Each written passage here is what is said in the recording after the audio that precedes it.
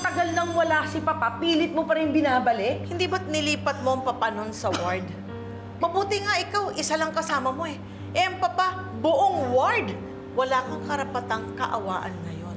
You know, Moira, revenge is a dish best served cold. And it's truly delicious. Annalyn. Lynette, nasa rotation lang sa ibang hospital si Annalyn. Huwag ka mag-alala, Lynette. Safe ang anak natin. Dok, ibig niyo po sabihin, isasara po yung ospital? Dok, kailangan ko pong umuwi. May anak po ako. Kailangan po ako ng anak ko. I understand. But we need to control the virus. Wala mo na makakalabas at makakapasok ng ospital. Ila-lockdown natin ang buong ospital na to. Anong ginagawa mo dito? I just wanna talk to you. You need to get out of here. Please, umalis ka na. Gusto ko lang naman mag-usap tayo eh. Kahit saglit lang. Please. I'm telling you, please, umuwi ka na. Sabi mo nga, hindi pa kumpirmado. Baka pwede naman palabasin mo na kami rito. Gusto namin umuwi. Sandali lang. Nakakamatay yung sakit na yan! Opo, sandali lang. Totoo, hindi pa kumpirmado. Ang TSB nga to. Pero inuulit ko, wala munang makakalabas para sa kaligtasan ng bawat isa.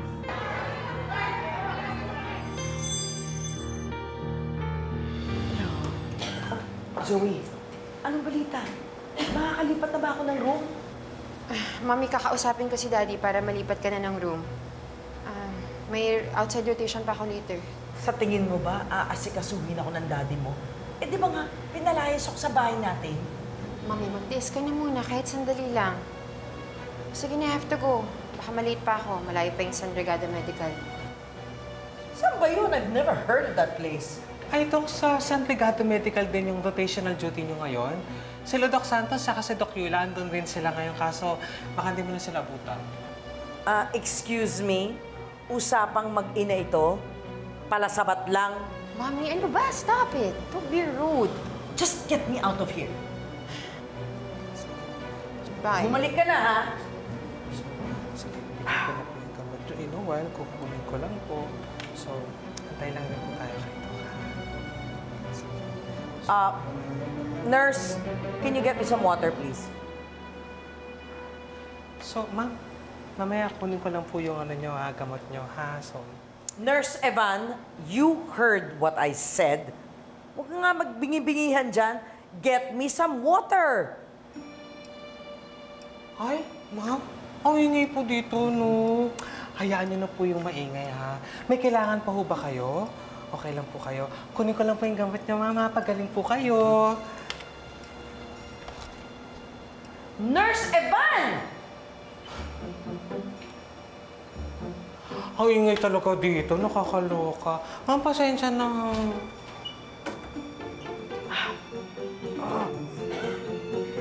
Oh my God.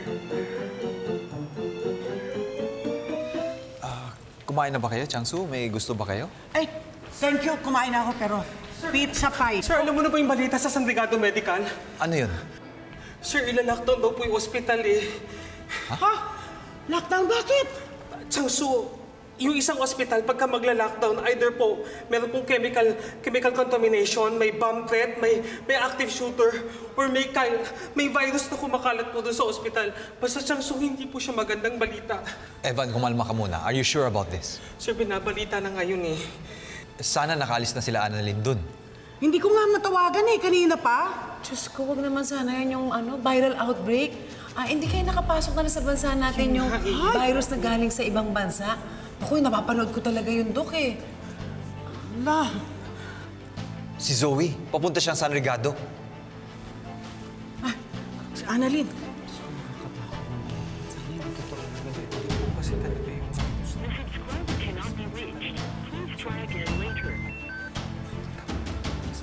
Hindi ko makontak si Zoe. Ako rin eh. Wala. Wala. Hala, sir, hindi kaya nandun pa sila sa San Brigado kasi, sir, mahirap po yung signal dun eh. Baka nadamay sila sa lockdown.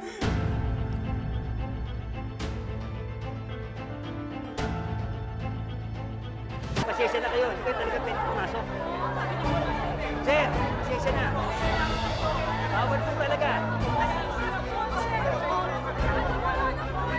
Okay, pwede. Sige na, tigilan niya, tigilan niyo. Pasensya na. Ma'am, kita ko.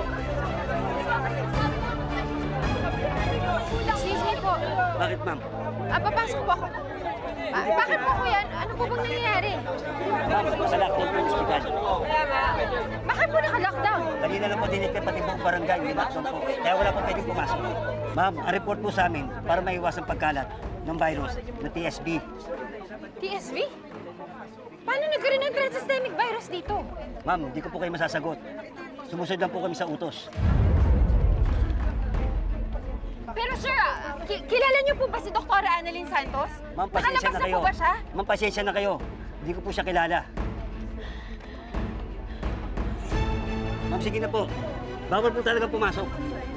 Pasensya na po talaga, ma'am. Pasensya na po. Sige na po, ma'am. Sige na po. Sige na po. Hindi po talaga pwede. Pasensya na po kayo. Sarado na yung gate. Pasensya na po kayo talaga.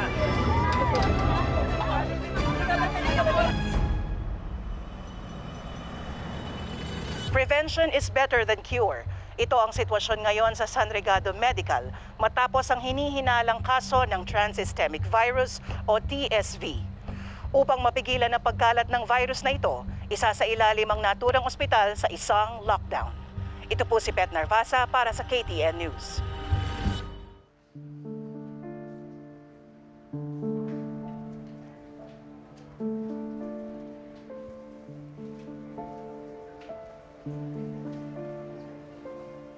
Doktora Salvador, Nurse Bioli, siguraduhin lang natin na maayos yung kalagayan ng mga tao ngayon. Ha? Kailangan niya po ng mask.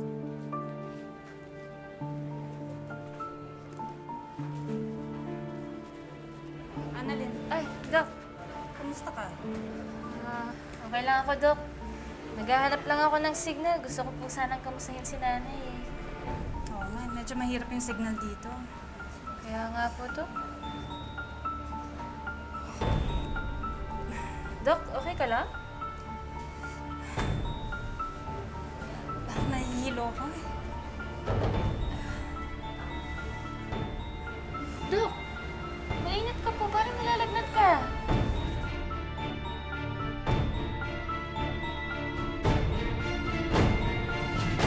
Conference room.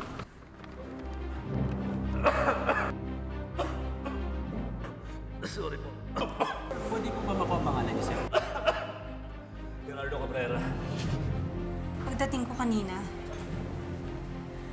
may isang lalaking naubuhan ako. Pangalan niya ay Gerardo Cabrera. Gerardo Cabrera? Si Gerardo Cabrera po. Siya yung nakainuman ni Mang Idoy. Sino si Mang Idoy? Dok, si Mang Idoy po yung pasyente namin kanina. Yung namatay po kaninang madaling araw lang. Tapos meron po siyang positive symptoms ng TSV.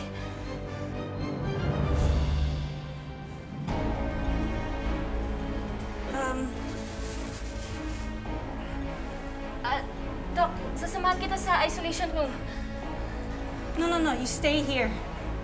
Baka mahawa ka pa. Ako na lang aalis, ha?